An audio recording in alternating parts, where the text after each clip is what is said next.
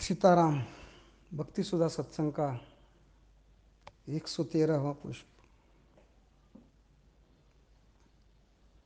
क्योंकि पिछले सत्संग में हमने देखा भगवान को दैन्य भाव अति प्रिय है। भगवान की उपासना में जो विरोधी तत्व होते हैं वो सर्वतः त्याज्य होते हैं। ये विरोधी तत्व क्या है, इसकी जानकारी लेते हैं। भगवान के उपासक को भक्ति रस और विरोधी तत्वों का स्वरूप इनको शास्त्र से जान लेना चाहिए। ऐसा है, किसी बात को जाने बिना मान्यता नहीं बनती, मान्यता हुए बिना भगवान से प्रेम नहीं होता, विश्वास नहीं होता। जब जानोगे, मानोगे, विश्वास रखोगे। विश्वास के बिना प्रेम नहीं होता, प्रेम के बिना भक्ति नहीं होती, भक्ति के बिना भगवत स्वरूप को प्राप्त नहीं किया जा सकता।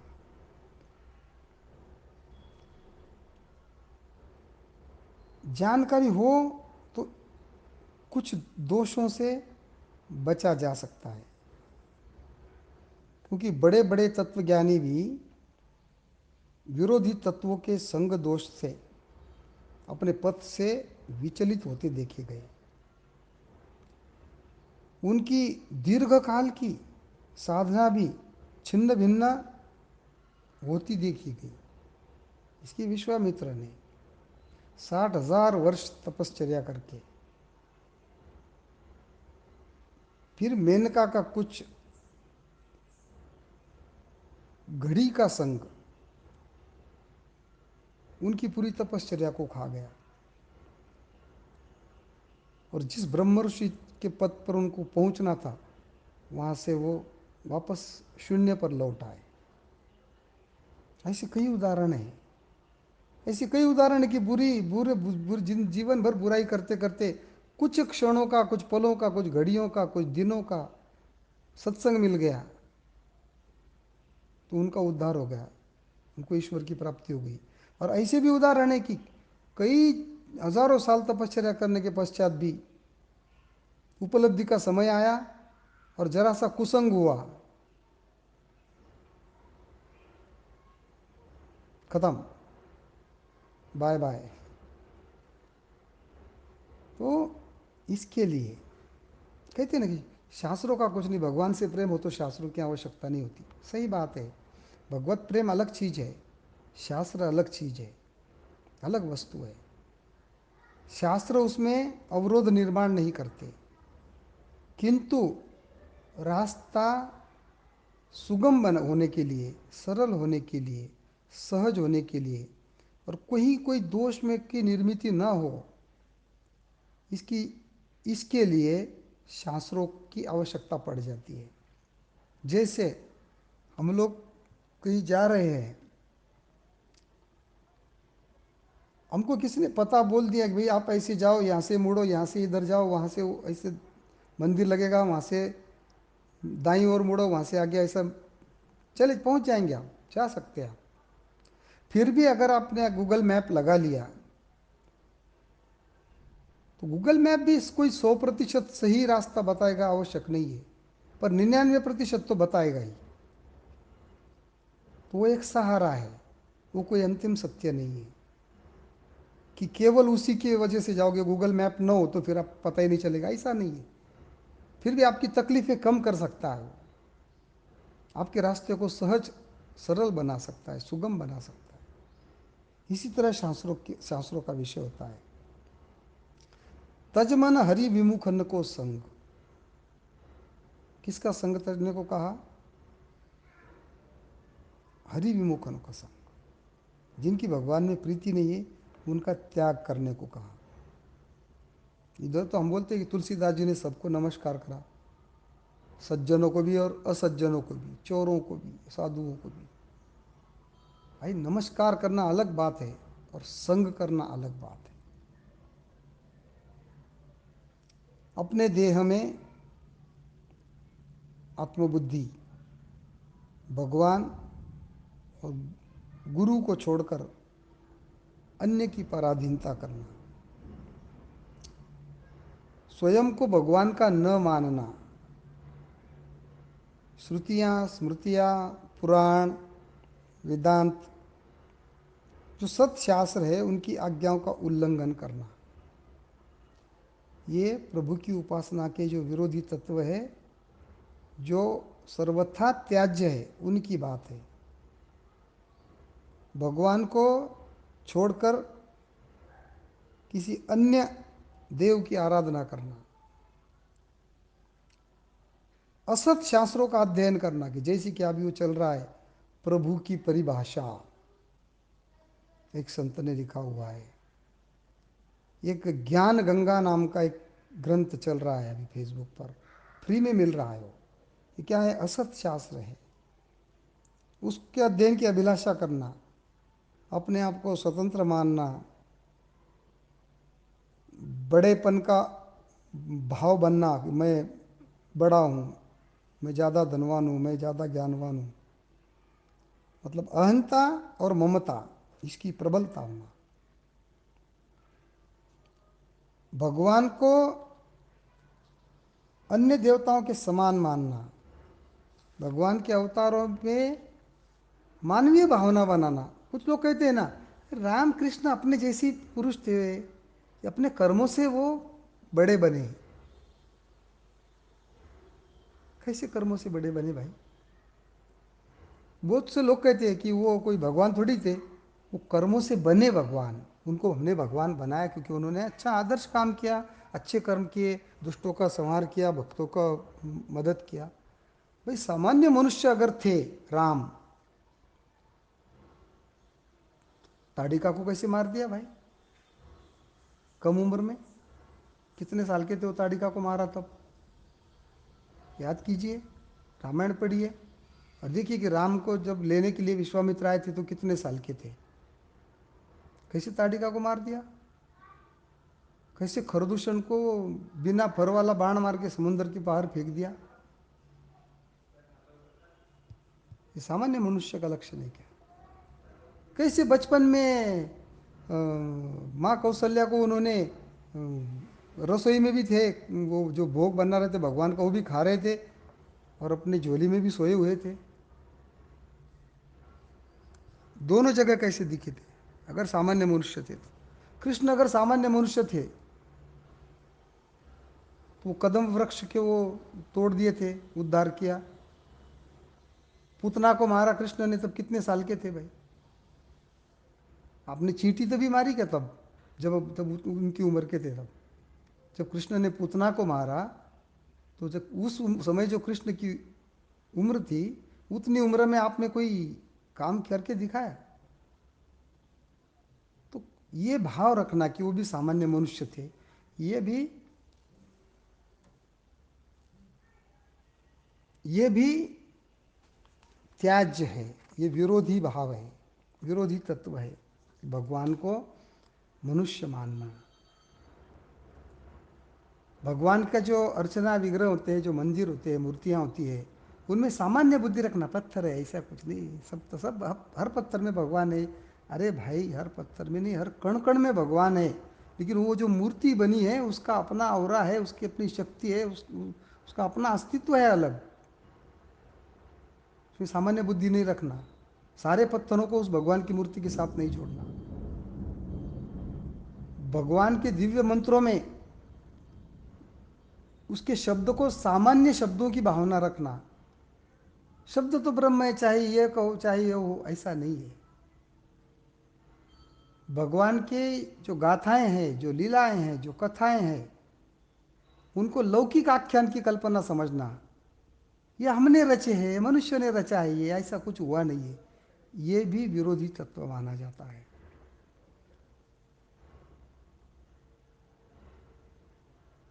भगवान में विश्वास का अभाव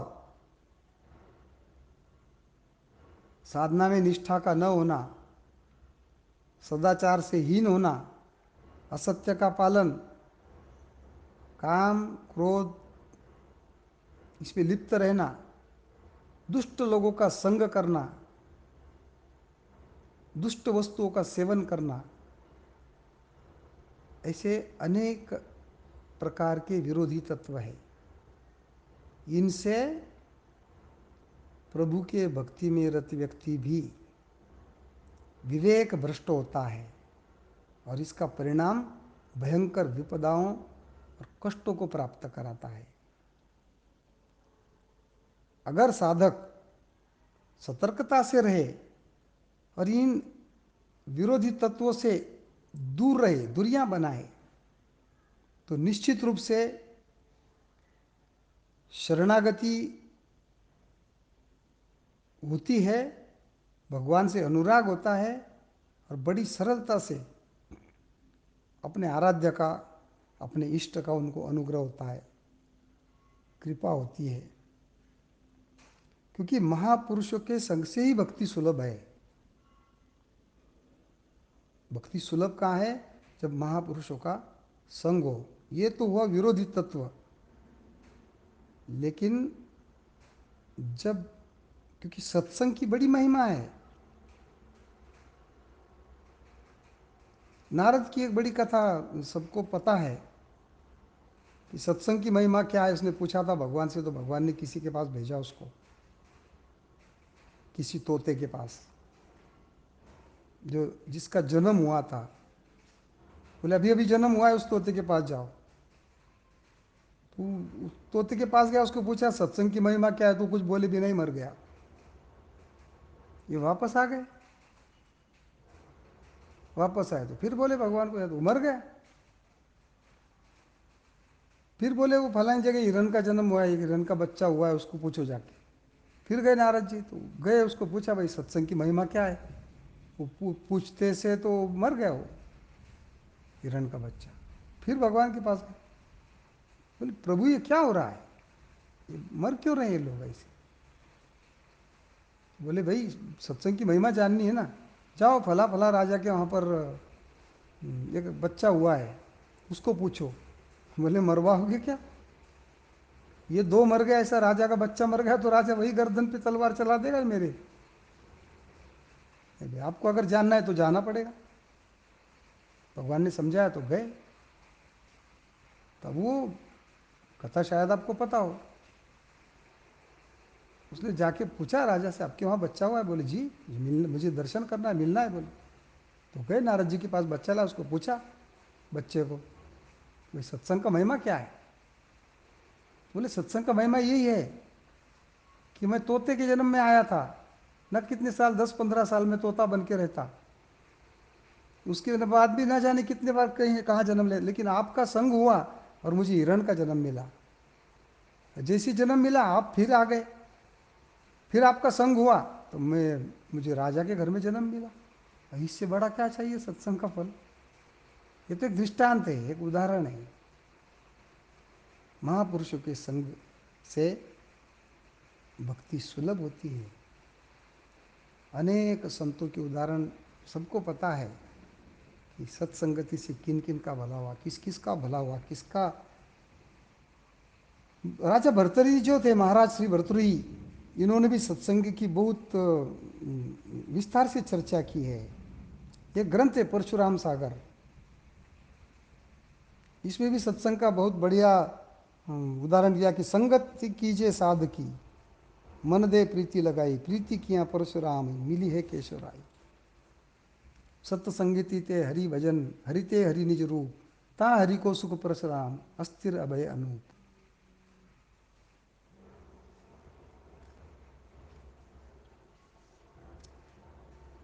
वाल्मीकि, प्रहलाद, ध्रुव, मीरा, कई नाम है। इसमें एक नाम आता है घाटम, इसका चरित्र बड़ा आदर्शमय है। लगभग 400-500 वर्ष पूर्व पहले जयपुर के पास कोई दौसा नाम का गांव है, नगर था दौसा। इसमें घाटम भक्त हुए कि मैना जाति के थे और चोरी इनका प्रमुख व्यवसाय था, इनका प्रमुख कार्य था चोरी। किंतु किसी संत के संग में आए और इनका जीवन बदल गया, ये भगवान की भक्ति में लग गए। अरे ये नित्य मंदिर जाकर दर्शन करना और इनका सत्य भाषण और इनका जो आचरण बदला हुआ इनके अंदर, वो चर्चा का विषय बन गया, वो इनकी नित्यचर्या बन गई। अपनी भक्ति से इन्होंने उस दौसा के जो राजा थे उनको अपना परम भक्त बना लिया। ये चोर इतने इतना बदलाव आया एक संत की जरा से सत्संग सुनने से। इनका चरित्र तो बहुत बड़ा है,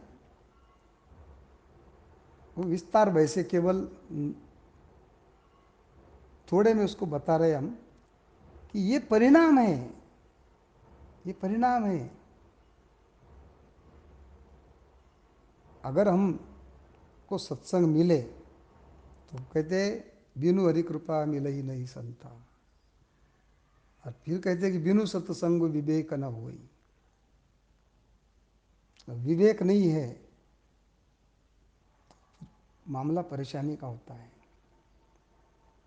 कहीं भी अगर दुस्संग होता है, ऐसे दुर्जनों से, कलुषित लोगों से मिलना हो जाता है, तो हमारा जीवन नारकीय बनने में समय नहीं लगता। और आज का जो मानव है, आज का जो हमारा जीवन है, ये इसी दूषित प्रवृत्ति का अनुगामी होता जा रहा है। दंभ, ईर्ष्या, द्वेष, कलह, अभिमान, क्रोध, इसी को हम लोग चरितार्थता समझ रहे हैं, इसी को हम सार्थक समझ रहे हैं। जितना ज़्यादा पैसा उतना ज़्यादा दंभ, जितना ज़्यादा ज्ञान उतना ज़्यादा दंभ, अभिमान, फिर कलह करने की भावना, क्रोध, ये बढ़ता जाता है एक से एक। और ये तो ऐसे होते हैं, ये जो दोष है ऐसे कि दूसरे जो कोई महापुरुष है उनके जो उत्कर्ष है, उनका जो अध्यात्म में अपनी ऊंचाई है, उनका जो गौरव है, उसको भी नहीं देखना चाहते। कुछ लोग तो ऐसे भी होते हैं कि किसी का नाम हो रहा है, किसी नए व्यक्ति का, तो उसकी टांग खींचना शुरू करते हैं, उसके दोषों का गुणगान करना शुरू किया जाता है। ये तो ऐसा है, ये वैसा है, इसने ये किया है। भाई वो तो चोर थे घाटम, तो क्या बाद में लोग चोर को चोर ही बोलते रहे? वाल्मीकि भी चोर ही थे, डकैत थे, वो हत्याएं करते थे। उनके दोषों को तो कोई आज गिनता नहीं है। हम भी क्यों किसी के दोषों को गिने? भगवान की प्राप्ति की चाह रखने वाले को इन बातों से दूर रहना चाहिए। क्योंकि सत्संग ना हो तो मार्गदर्शक गलत मिलेंगे, गलत लोगों से, कलुषित लोगों से मार्गदर्शन मिलना शुरू होगा। और एक अंधे व्यक्ति को अगर मार्गदर्शक भी अंधा मिल जाए तो वो अपने लक्ष्य के स्थान पर नहीं पहुंच सकता, अपने लक्ष्य को प्राप्त नहीं कर सकता। और फिर उसका जो रास्ता है, उसका जो मार्ग है, कांटों का, कंकड़ का, पत्थरों का कठिन होता जाएगा, अनेकों कष्टों को भोगतेगा। पशु पक्षी, कीट पतंग, वराह, छिपकली, कुत्ता, न जाने क्लेश, कितनी क्लेशमय योनियों में और नरकांतरों में असंख्य जन्मों तक फिर भटकता रहेगा। जो स्वयं को ही बुद्धिमान मान बैठता है, विद्या का और बुद्धि का व्यर्थ अभिमान करता है, शास्त्र को और आप्त लोगों के, भलाई करने वाले लोगों के वचनों की अवज्ञा करता है, अर्थात मनुष्यता के विपरीत रहने वाला, आचरण करने वाला प्राणी सदा ही संसार के दावानल में संताप ही पाता है। वो कभी भी सुख और शांति का अनुभव नहीं कर सकता, वो कभी आनंद का अनुभव नहीं कर सकता। इसलिए कहते हैं कि सत्य, अस्तेय, दया, धर्म, सदाचार का पालन, यम यमों का पालन, इसी में ही मनुष्यता का सार्थक है, मनुष्य जीवन का सार्थक है। वो कहते हैं कि यस्तु विज्ञानवान भवति समनस्कः सदा शुचि, विवेकशील बुद्धि से युक्त जो व्यक्ति, जो सदा जिसका चित्त पवित्र रहता है, वही उस परम पद को प्राप्त कर सकता है जहाँ से फिर जन्म नहीं लेना पड़ता, या तो जहाँ से फिर मुक्ति का रास्ता खुलता है। मुक्ति मुक्ति अपने आप में एक अलग विषय है कि मुक्ति क्या है, मुक्ति किसको कहते हैं। लेकिन भगवत प्राप्ति के छोटी छोटी बातों को अगर हम ध्यान में रखें तो हमारा रास्ता सरल हो सकता है। सीताराम।